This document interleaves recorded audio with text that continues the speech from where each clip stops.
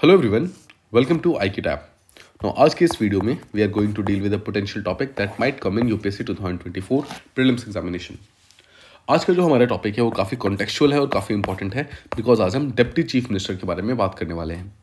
Deputy CM क्या होता है और किस तरीके से कॉन्स्टिट्यूशनल प्रोविजंस इसके बारे में है, उसके बारे में आज हम बात करेंगे। सबसे पहले कॉन्टेक्स्ट समझते हैं।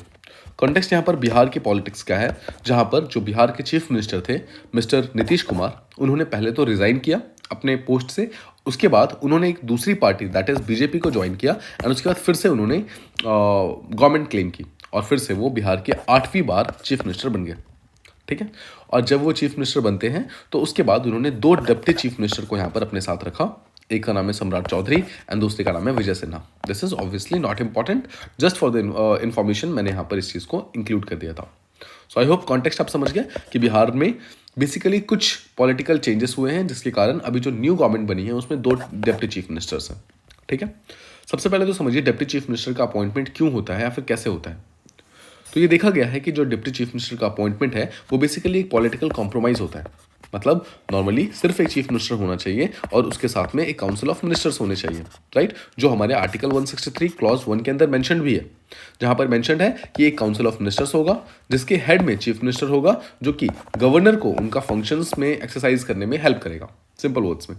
बट यहाँ पर जब भी एक चीफ मिनिस्टर बेसिकली आता है, लेट्स से कि एक पर्टिकुलर पार्टी इलेक्शन जीतती है, इलेक्शन जीतने के बाद अगर उसके पास पूरी क्लियर मेजॉरिटी नहीं होती है तो क्या करती है, कोलिशन गवर्नमेंट फॉर्म करती है।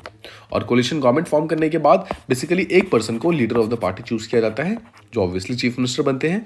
और अब जब कोलिशन गवर्नमेंट है तो ऑब्वियसली बहुत सारे डिफरेंट पार्टीज हैं और हर एक पार्टी के अपने अपने इंडिविजुअल लीडर्स हैं। तो जो बाकी लोग होते हैं वो ये चाहते हैं कि हमें भी कोई ना कोई इंपॉर्टेंट पोजीशन मिले।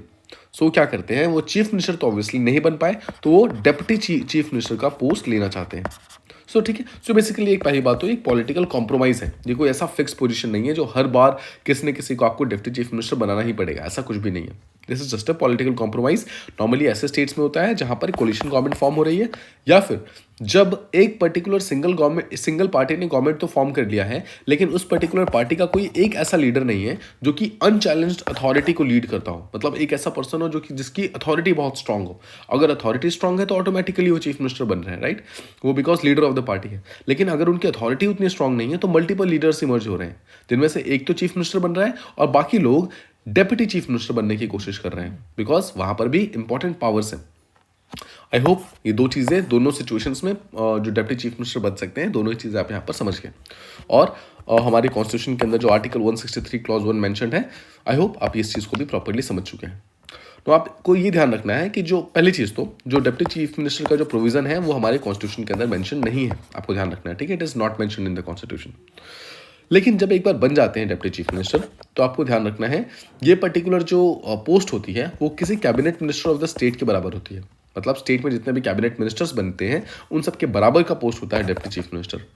उसको same payment, same allowances, same perks मिलते हैं जो कि एक कैबिनेट मिनिस्टर को मिलते हैं। So this is very important कि एक deputy chief minister is equal to a cabinet minister of the state. ठीक है। राइट नाउ बिहार को इंक्लूड करके टोटल 14 स्टेट्स ऐसे हैं, 14 स्टेट्स ऐसे हैं जिनमें डिप्टी चीफ मिनिस्टर्स प्रेजेंट हैं। ध्यान रखिएगा, हमारे यहाँ पर टोटल 28 स्टेट्स हैं। 28 स्टेट में से आधे स्टेट्स ऐसे हैं, मतलब 50% of the states have deputy chief ministers right now.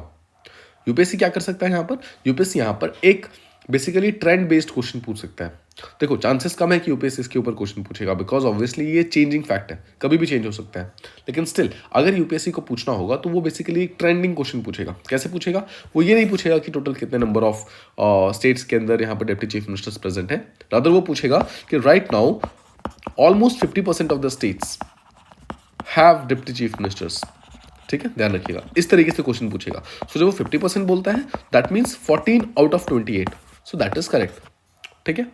अब एक स्टेटमेंट और हो सकता है कि राइट नाउ लेट्स से एक स्टेट के अंदर कुछ मल्टीपल डिप्टी चीफ मिनिस्टर्स हैं। ओके, इससे पहले आप ध्यान रखिएगा कि एक स्टेट में एक ही डिप्टी चीफ मिनिस्टर हो ये कंपलसरी नहीं है। ठीक है, मल्टीपल डिप्टी चीफ मिनिस्टर्स भी हो सकते हैं, मतलब मल्टीपल डिप्टी सीएम्स भी हो सकते हैं। आंध्र प्रदेश के अंदर यहाँ पर maximum number of deputy CM's है, टोटल 5 राइट नाउ। मतलब टोटल 5 बंदे ऐसे हैं जिनको डिप्टी सीएम का पोस्ट मिला हुआ है। ठीक है। और as I have told you, it is not mentioned in the constitution. हमारे भारत में पहली बार जो डिप्टी सीएम बने थे उनका नाम था अनुराग नारायण सिन्हा, जो कि बिहार के अंदर बने थे।